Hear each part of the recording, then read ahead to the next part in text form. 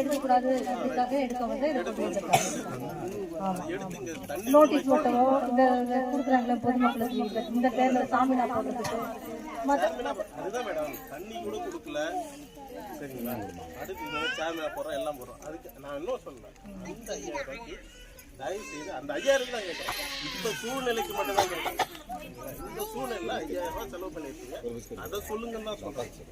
இது எப்படி நீங்க மக்களுக்கு இந்த விஷயத்தே நமக்கு தெரியுது இல்லைங்களா எந்த அளவுக்கு இருக்குன்னு. அதான் ஒண்ணு கவர்மெண்ட் உத்தரவு போட்டுட்டாங்க, இந்த பஞ்சாயத்துல அமௌண்ட் செலவு பண்ணலாம்.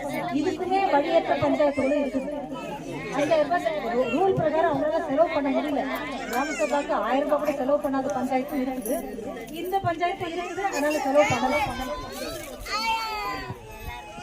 சார்பு எழுதுங்க. Okay okay. நிலை அரசாணை என்பது 86 பிரகாரம் இல்ல எழுதல, யார் வேணா எழுதுங்க.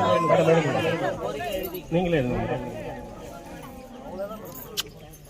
அரசாணையின் 86 பிரகாரம்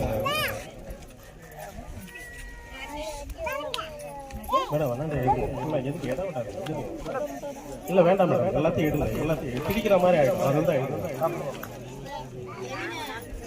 அரசாணை ஜீவ நம்பர் அரசாணை நிலை நிலையில் 86 பிரகாரம் தமிழ்நாடு முதல்வரால் வழங்கப்பட்ட